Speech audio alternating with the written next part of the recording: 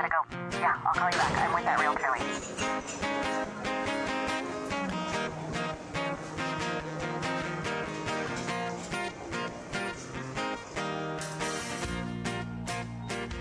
Welcome to The Realtor Lady. I'm Michele Replogle. Today, I want to talk to you about pets in the home and real estate. I was thinking about this the other day because I had my grandson's cat come and I pet sit for this cat. And my other son, he brought his dog, and I love animals. And I was thinking, I love having them in my home. That's really fun. I actually do not want to live with them full time. But I had gone on a listing presentation and I walked into this house. It was a huge house. It had vaulted ceilings, a catwalk, which is a kind of a floating hallway to the bedroom. So it's just this huge open house. And they had two very, very large cat boxes, litter boxes. And this home literally was a 3,000 square foot cat box because those cats ruled that house and it smelled like it.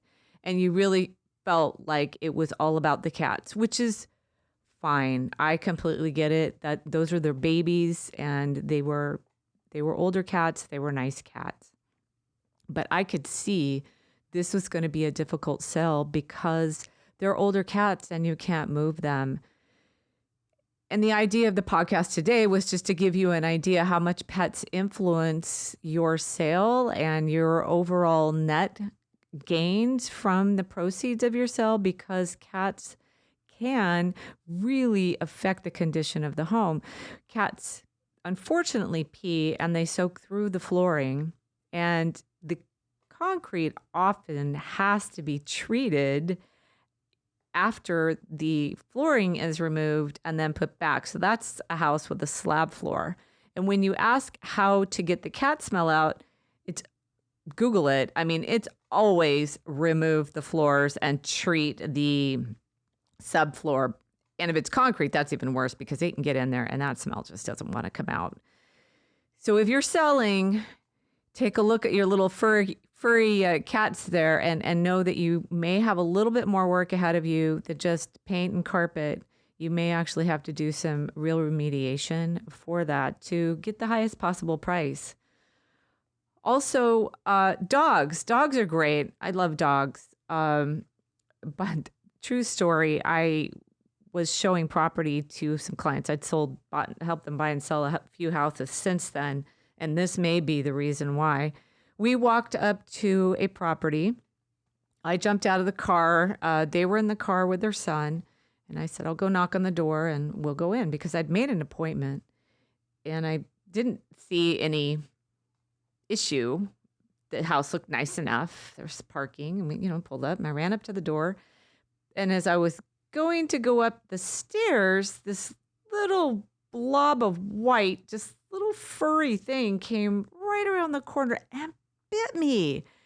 And I remember it's a piercing feeling. It doesn't feel good. And I was completely surprised. Now, my clients, they were just getting out of the car.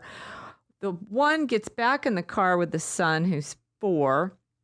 The other one grabs me and is trying to get me in the car. And this guy in a robe comes out, kind of trying to fix himself. He's got this mangy hair, the cigarette hanging out, the whole thing. And he said, and he goes and gets the dog. But he doesn't really say anything. He was kind of like, you shouldn't be here or something. And I said, I made an appointment. And he said, well, it's my wife's house and I don't want to sell it. I was like, oh my gosh. So I got bit by a dog because these guys had a bad divorce. Now that's an exaggerated example, but keep in mind, your dog doesn't love everybody. Your dog sees people as an agent of change often, and they can be very defensive and they can bite or, worse yet, just cause a lawsuit. So be very careful with your dogs. In the last couple of years, I've had really great experiences with people and their dogs. They seem to really understand their dogs can cause issues for people, especially for people who are afraid of dogs. I am not afraid of dogs. I still really like dogs a lot. But that's a really good example of why you want to be careful with your dogs. Another example is I was showing a property in San Jose. It was a townhome. My clients really wanted to see it. And the agent said, well, it'd be better if you went this weekend. We're going to have an open house. And I said, oh, my client wants to see it today. And he said, okay, go ahead and go. There's a dog there, but, he won't bite. He might growl a little bit, but, he's fine. And I was like, oh, all right. So we open the townhome. It didn't show well anyway. There was blankets and stuff all over for this dog. And then the dog was barking really loud, growling. And you know what? That dog was just scared. We really scared that dog. And I felt so bad. And I thought, as an owner, that's a really uncool thing to do to the dog. We survived it. We were okay. But that dog didn't know what was going on. And we were strangers.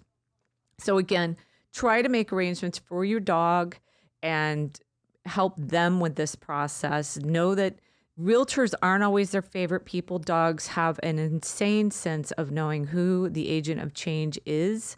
And sometimes they're great. I've had a dog come running at me, growling and barking, and I said, show me your house. And the dog whipped it around and took me to their house. And other dogs are just terrified. So please keep in mind your pets when you're moving. And that would be one of your first thoughts before you even hire a real estate agent or go through the process of selling is, how are we going to help our pets manage this transition? Can they go live with a family member, or can they go stay somewhere for a while to help them with the hustle and bustle of preparing a property for sale and then eventually selling it? The other thing is lizards, snakes, and other reptiles. While they are safely in their cage, most of the time, I think I've had one escape.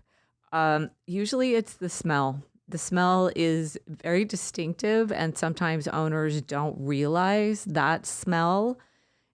It can be very strong. So that's another situation. I had a seller who was just right on it and said, hey, you know what, we're the reptiles are going to go live with a family member, and they had the carpets cleaned and they got it. The other thing is fish tanks. Be very careful with fish tanks when you're selling, because you can open yourself up to issues later if there's damage underneath because of the fishy tanks. So that's my story of pets, and I want to make sure that you have taken care of your pets, not just because they might bite me, but because they actually might bite you in terms of how much you actually sell your home for, or how much value they could actually take away from any damage that they've done to the property, or scaring potential buyers away. And that's my podcast on pets. I'll see you in the next one.